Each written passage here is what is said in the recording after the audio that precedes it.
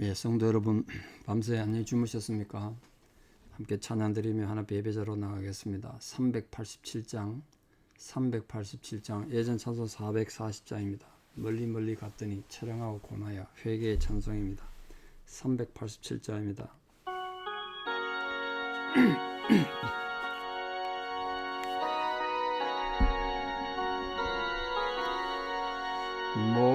멀리 갔더니 처량하고 고나며 슬프고도 외로워 정처 없이 다니니 예수 내 주여 지금 내게 오셔서 떠나가지 마시고 길이 함께 하소서.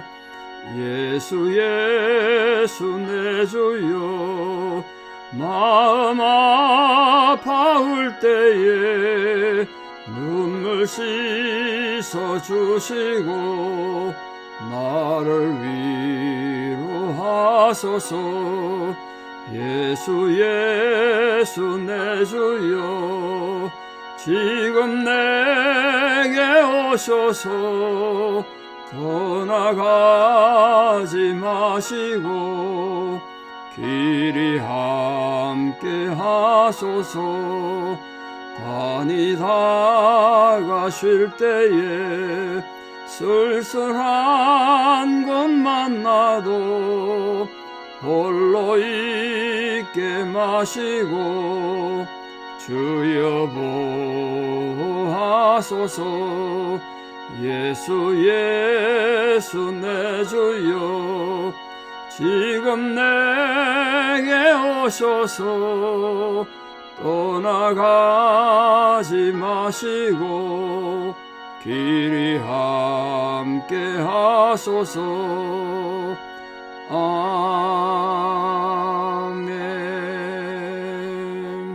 신앙 고백 드리겠습니다. 나는 전능하신 아버지 하나님 천지의 창조주를 믿습니다. 나는 그의 유일하신 아들 우리 주 예수 그리스도를 믿습니다.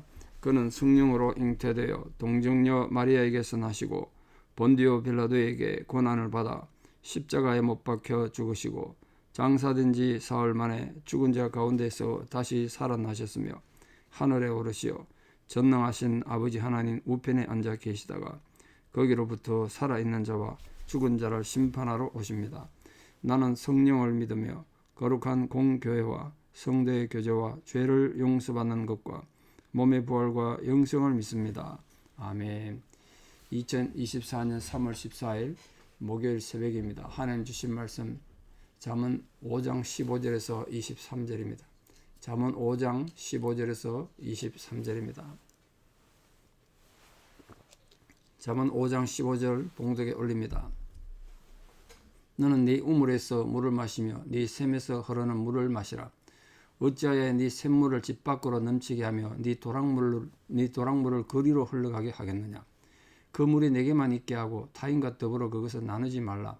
내 샘으로 복되게 하라. 네가 젊어서 취한 아내를 즐거워하라. 그는 사랑스러운 암사슴 같고 아름다운 암노루 같으니 너는 그의 품을 항상 족하게 여기며 그의 사랑을 항상 연모하라. 내 아들아 어찌하여 음녀를 연모하겠으며 어찌하여 이방 계집의 가슴을 안겠느냐. 대저 사람의 길은 여호와의 눈앞에 있나니 그가 그 사람의 모든 길을 평탄하게 하시나니라.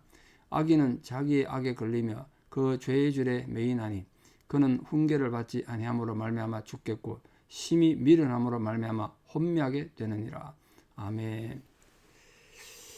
예, 죄 문제, 특히 이 음녀 문제에 대한 마지막 결론입니다. 그래서 굉장히 중요한 실제적 교훈이 아닌가. 하나님께서 말라기 선지자에게 하나님은 능력이 과하시지만 능력이 차고 넘치시지만 왜 하나만 만나셨겠느냐. 그 배우자를 말합니다. 왜 나 하나의 남편, 하나의 아내만 만나셨겠느냐. 그 이유는 경건한 자손을 얻기 위해서다. 그렇게 말씀하셨습니다. 오늘 이 잠언에도 같은 뉘앙스의 말씀인데요. 우리가 참되게 하나님의 복된 자녀가 되고 하나님 진리의 말씀을 잘 따르는 거룩한 성도가 되기 위해서는 가정의 거룩함을 잘 지켜야 된다. 가정의 거룩함, 그 정상적인 부부관계를 잘해라. 그걸 지금 표현하고 있습니다. 그걸 아주 비유적으로 우리가 좀 이해하기 힘든 비유를 지금 하고 있습니다. 너는 네 우물에서 물을 마시며 네 샘에서 흐르는 물을 마시라. 이 정상적인 부부관계 아름다운 가정을 우물과 샘으로 표현했습니다. 왜 그렇겠습니까? 지금 우리에게는 뭐 우물, 샘이 별로 와닿지 않습니다. 수도꼭지 틀면 물이 그냥 나오니까. 그러나 사막 기후에 있던 이스라엘 사람들에게 우물은 정말 중요했습니다. 아브람 때부터 우물이 얼마나 중요한지 많이 나오지 않습니까? 이삭은 우물 때문에 여러 번 싸웠던 것이 성경에 기록되어 있습니다. 그만큼 삶의 귀중한 재산이고 목숨같이 소중한 겁니다. 그것처럼 이렇게 목숨같이 소중하고 귀한 우물과 샘이 귀중한 재산이듯이 이 정상적인 부부관계, 부부가 서로를 사랑하고 서로 존경하고 서로 참 섬기는 이런 아름다운 관계가 인간에게 가장 중요한 재산이라는 거예요. 이런 걸 정말 잊지 마십시오.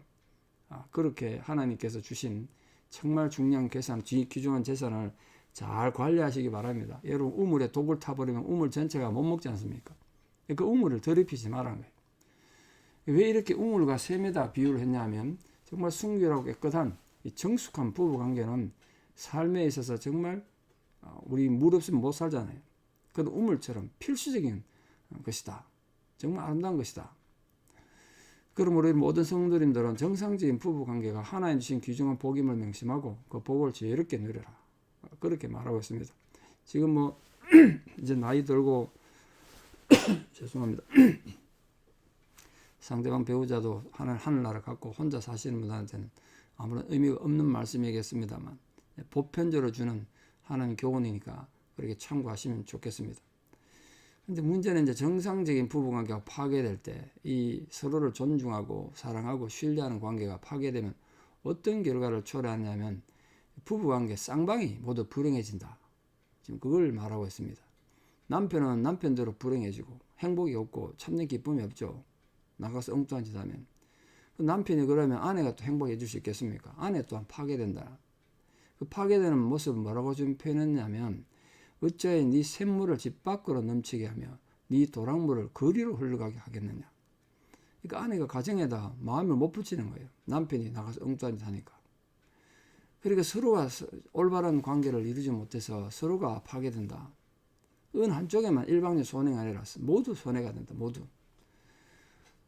그러니까 어느 쪽이든 이 가정의 경건함과 거룩함을 유지하기 위해서 정말 인내하고 하나님 사랑으로 잘 서로 섬겨 정상적인 관계가 되도록 해야 한다. 부부관계가 파괴되지 않도록 참 한번 파괴되면 그 원래대로 하나님이 만드신 원래 형상대로 회복하기가 정말 힘들고 어려우니까 서로를 돌아보고 서로 사랑하고 아껴주란 거예요. 그래서 그 물이 네게만 있게 하고 타인과 더불어 그걸 나누지 마라. 결국 그러면 아내도 남편도 상대방 배우자의 그 잘못된 행위 때문에 결국 서로를 상처 주고 서로도 파괴된다. 그렇게 지금 말하고 있습니다. 우리 모두가 귀담아 들어야 될 문제가 아닌가. 사실은 신앙생활이나 인간관계나 우리 지금 아버지 학교 하고 있는데 참된 아버지가 되고 하는 건 핵심은 아름다운 가정을 이룬 데 있는 거 아니겠습니까? 가정이 혼란스럽고 파괴돼 버리면 신앙생활이 힘들죠. 정말 힘들고 어렵습니다. 그 문제가 있죠. 그러니까 우리 가정에 있는 아름다운 샘물이 밖으로 흘러가지 않도록 가정 안에 잘 가두고 잘 가꾸고 서로 섬기고 존중히 여겨라. 이렇게 표현합니다. 18절에 네 샘으로 복되게 하라. 샘이 복되게 하라. 무슨 말일까요? 결국은 그 부부간의 아름다운 관계를 통해서 그 자식이 복받는 걸 말합니다. 자식이 복받는 것. 그 부부관계에 태어난 자식들이 그 삶의 하나님이 맺어진 이 가정 부부의 아름다운 결실의 열매가 결국 자녀들 아니겠습니까? 그 자녀들이 하나님의 복받게 한다는 거죠. 특히 모든 이스라엘 여인들에게 자녀를 낳는 건 결혼 생활을 정말 큰 축복으로 생각했지 않습니까? 물론 요즘은 자녀를 갖지 못하는 의학적인 문제가 있는 분들도 계십니다만 그런 분들도 하나님 위로가 함께하기를 바랍니다. 그런데 보편적으로 하나님께서 자녀의 생선을 하나님 축복으로 주셨던 건 뭐 두말할 필요가 없습니다. 특히 이스라엘 백성들은 자녀를 많이 낳는 걸 하나님의 큰 복으로 생각했거든요. 이 정상적인 부부 관계를 통해서 훌륭한 자녀를 낳고 양육하는 것 그 자체가 하나님의 큰 축복이다. 그래서 우리 부모님들이 하나님의 신앙생활을 바르게 하고 잘 함으로써 그 축복이 흘러 넘쳐서 자녀들에게도 흘러가는 우리 부모가 아름다운 축복의 셈이 되고 우물이 되기를 진심으로 축복합니다. 그게 가장 큰 복입니다. 그래서 이 18절 하반절에 네 세모로 복되게 하고 네가 젊어서 취한 아내를 즐거워하라. 그래서 젊어서 취한 아내. 그러니까 뭐 되게 젊어서 결혼했지 않습니까? 그 젊어서 취한 아내는 젊음을 바친 아내, 젊을 때 결혼한 아내, 뭐 그런 뜻이겠죠. 그를 즐거워하란 말은 아내가 이 한 남편의 즐거움과 기쁨이 됨으로써 또 남편 또한 아내에게 즐거움과 기쁨이 되고 그렇게 서로에게 기쁨과 즐거움이 돼야 된다. 그래서 이 말씀은 젊어서 취한 아내와 이제 평생을 같이 살면서 그 안에서만 즐거움과 기쁨을 얻으라는 거예요. 딴 데 가서 기쁨을 얻지 말고. 아내나 남편이 있는데 두고 다른 아내나 다른 남편에 눈 돌리면 안 된다는 거죠. 그리고 아내나 남편이 있는데 자기 취미 활동이나 또 뭐 도박이나 술이나 이런 데 빠져가지고 남편을 괴롭히면 안 된다는 거예요. 19절에 뭐라나 보세요. 그는 사랑스러운 암사슴 같고 아름다운 암노루 같으니 너는 그의 품을 항상 족하게 여기고 그의 사랑을 항상 연모하라. 이게 이제 어떻게 하면 젊어서 취한 아내를 즐거워할 수 있는가? 그 방법이죠. 남편은 아내의 품을 항상 족하게 여기고 아내 사랑을 항상 연모하라는 거예요. 다른 것이 연모하지 말고 아내 사랑을 연모하라. 근데 살다 보면 서로 마음이 변하기도 하고 상대방에 대해서 함부로 무리하게 행하기도 하고 그렇죠. 그 마음을 빨리 바꿔야 된다고. 빨리 바꿔야 돼. 사랑으로 시작한 관계지만 나중에 가면 미움이 더 커지고 그럴 수도 있는데 의리로 사는 거죠. 의리로. 그 인간에게 있어서 사랑이나 즐거움은 그 상대방 대상에 의해서 좌우되기보다는 사랑하는 나 자신의 내 주체가 문제가 되는 경우가 대부분입니다. 결국 내 마음의 문제예요. 상대가 변한 게 아니라 내 마음에서 상대에 대한 신뢰나 의무나 사랑이 식어버린 거죠. 결국은 우리 마음이라고 마음. 그래서 결국 무릇 지킬 만한 것보다 마음을 지켜야 되는 게 마음을. 부부관계도 마음을 잘 지켜야 하나님과는 아름다운 관계가 될 수 있습니다. 그래서 우리가 신앙인으로서 기도해야 되는 거예요. 부부관계에서 잘못된 욕심을 버리고 하나님께 주시는 이 복된 가정, 복된 부부 생활을 이루기 위해서는 내 마음을 바꾸고 내 마음에 자꾸 잘못된 생각도 싹을 자르고 하나님의 사랑이 점점 강해지도록 노력하고 힘써야 되는 거예요. 이게 노력하고 힘쓰지 않고 저절로 뭐 본능으로 되는 것 같으면 뭐 걱정할 거 있겠습니까? 근데 부부간도 마찬가지입니다. 부부에 사랑하는 것도 힘써 노력하고 자기 마음을 잘 지켜야 합니다. 우리 모든 성도님들 무릇 지킬 만한 것 어떤 것보다 마음을 잘 지켜서 부부간에도 서로 사랑하고 세월이 흘러갈수록 서로 신뢰하고 존중하는 이제 동지가 되는 거죠. 동지가 의리로 사는 거죠. 이런 사랑을 위한 노력은 일생을 통해서 항상 유지돼야 되고 그래야 그 즐거움이 지속된다는 거예요. 그러니까 내 아들아 어찌하여 음녀를 연모하겠으며 어찌하여 이방 계집의 가슴을 안겠느냐. 그럼 결국은 아내에 대한 배신이고 하나님에 대한 배신이 되니까 그러면 안 된다는 거예요. 이걸 돌이켜서 아내에게 남편에게 충성스러운 그런 존재가 돼야 된다. 그러면서 결론을 말했었는데 21절에 결론 말씀 보십시오. 대저 사람의 길은 누구 앞에 있다 그랬습니까? 사람의 길은 여호와의 눈앞에 있다. 여호와의 눈앞에 있다. 그 여호와의 눈앞에 있다는 건 무슨 뜻일까요? 주의 눈은 악한 자와 선한 자를 살피시며 모든 것을 감찰하신다. 그렇게 했는데 그러니까 하나님 앞에 인생의 모든 행위가 드러나기 때문에 숨길 수가 없잖아요. 숨길 수 있는 죄가 어디 있겠습니까? 하나님 전지전능하신데 전지하시지 않습니까? 모든 것을 아시는 하나님 앞에 우리 길이 하나님 앞에 다 있다. 늘 그 아내 모르게 남편 모르게 나쁜 짓 한다고 그냥 넘어가는 게 아니고 하나님 다 아십니다. 하나님 그 때가 되면 다 갚으신다고요. 그러니까 여러분 정말 죄가 죄로 깨달아지는 걸 감사하게 생각하시고 하나님 앞에 회개할 수 있는 걸 정말 그걸 기쁨이고 복입니다. 회개가 되어지는 건 정말 큰 복이라는 걸 절대로 잊지 마십시오. 그래서 하나님께서 오늘도 우리를 사랑하셔서 회개의 영을 부어주시고 회개할 수밖에 없는 어떤 상황을 만들어 주셨을 때 감사하고 철저히 무릎 꿇고 하나님의 감사함으로 하나님의 거룩함을 회복한다면 그게 천상천하의 가장 큰 복이 아닌가 그렇게 생각합니다. 이런 진리를 아는 성도는 하나님 앞에 겸손한 자기 길을 걸어가야 합니다. 근데 이렇게 하나님 전지전능하시면 우리 길을 아신다고 그러는데 그 길을 아시고 어떻게 하신다고 그랬습니까? 본문에 이렇게 되어 있습니다. 그 사람의 모든 길을 평탄하게 하시느니라. 문맥이 좀 안 맞지 않습니까? 평탄하게 하시느니라. 하나님이 우리 길이 아름답고 평화롭고 하나님 앞에 향기로울 때 우리 길을 평탄하게 하시는 건 당연하겠죠. 그런데 잘못된 길을 걸어가는 사람이 많을 거란 말이에요.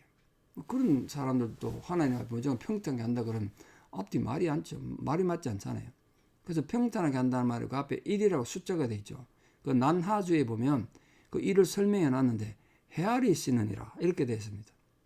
똑같은 단어인데 헤아리신다 이렇게 번역할 수도 있다는 거예요. 근데 그 번역이 더 중요해요. 그 원문의 의미를 보면 저울에 달아본다 뜻입니다. 저울에 달아봐. 사람의 길은 여호와의 눈앞에 있고 그 모든 사람의 길을 하나님은 저울에 달아보신다. 그러면 이해가 쉽죠. 인생 마음대로 사는 건 자유인데 그러나 하나님 그걸 저울에 달아보신대요. 이게 얼마나 무섭습니까? 전지전능하신 하나님은 인생의 모든 길을 그대로 아시고 그에게 저울을 달아서 그대로 심판하신다니까 우리가 정말 정신 바짝 차리고 빨리 돌이키시고 하나님이 원하시는 아름다운 길을 회복해야 할 줄 믿습니다. 이처럼 하나님께서는 모든 인생을 그 행한 대로 공정하게 대하시기 때문에 하나님은 공평하신 거예요. 하나님 공평하시죠. 하나님 내게 어떻게 이럴 수 있습니까? 외칠 수 있는 사람이 누가 있겠어요? 우리 다 하나님 앞에 죄인인데 성도들은 헛된 욕심이나 자기 자랑을 버리고 정말 하나님 경외하는 것이 지식의 근본이라고 수없이 말씀드렸는데 그 하나님 경외하는 마음으로 정직하게 살아가야 합니다. 그럼 이 하나님의 심판은 악인에게 어떻게 드러나냐 보세요. 22절에 악인은 자기 악에 걸리며 그 죄의 줄에 매인다. 하나님 공평한 심판은 하늘에서 벼락을 내리고 땅에 갈라지고 이래서 악인을 망하게 하는 게 아니라 악인 스스로 자기 악에 자기가 걸리는 거예요. 자기가 저지른 악에 걸리고 자기가 받은 죄의 줄에 매여가지고 꼼짝달싹 못하게 된다는 거예요. 여기서 우리 모든 성도님들은 세상의 악한 자들이 악을 심판하시는 하나님을 무시하고 악을 행하지만 또 악인이 더 잘 될 때도 있죠. 그때 너무 속상해하지도 말고 불효할 필요도 없습니다. 그들은 그 악 때문에 스스로 심판받게 된다는 거예요. 그래서 23절은 뭐라 그러는 거세요? 그들은 어리석다 보니까 그 훈계를 받지 아니함으로 말미암아 죽는다. 하나님 훈계를 멀리하니까 결과는 죽음이라는 거예요. 또 심히 미련함으로 말미암아 정신이 혼미하게 돼가지고 무엇이 선이고 무엇이 악인지 판단도 못하고 그 혼미함 속에서 망하더라는 거예요. 그러니까 우리 모든 성도님들이 하나님께서는 이렇게 우리 모든 길을 심판하시고 저울에 달아보시고 헤아리시는 분이시다. 그걸 꼭 기억하십시오. 물론 그렇다고 하나님이 악인이 망하는 걸 기뻐하시는 분은 아니라는 걸 기억하십시오. 에스겔이 18장 23절에서 말씀하셨는데 하나님께서는 악한 자가 망하는 것을 기뻐하지 않고 도리어 돌이켜 회개하고 살기를 원하신다. 그런데 이 악인들은 그런 간곡한 하나님의 훈계를 자꾸 무시하기 때문에 자신의 미련함 때문에 죽게 되는 거죠. 그럼 우리 모든 성도님들은 우리가 악을 행하지 않는 하나님의 기쁨이 될 뿐 아니라 우리가 또 연약하고 어리석어서 죄를 짓고 악을 행했더라도 빨리 그걸 깨닫고 돌아봐서 회개함으로 하나님이 살기 원하시는 그 하나님의 기쁨이 되는 그런 거룩한 성도님들로 회복되시기를 진심으로 축복합니다. 기도드리겠습니다. 아버지 하나님, 오늘 또 우리가 살아가는 귀한 삶은 하나님이 기억하시고 하나님이 감찰하시는 삶인 것을 고백합니다. 하나님이 우리 눈에 보이지 않고 느껴지지 않아서 인간은 눈앞의 욕망과 자기 감정으로 세상을 살 때가 너무나 많습니다. 사람들이 보지 않으면 아무도 모른다고 생각하고 우리는 악을 행하고 죄를 저지릅니다.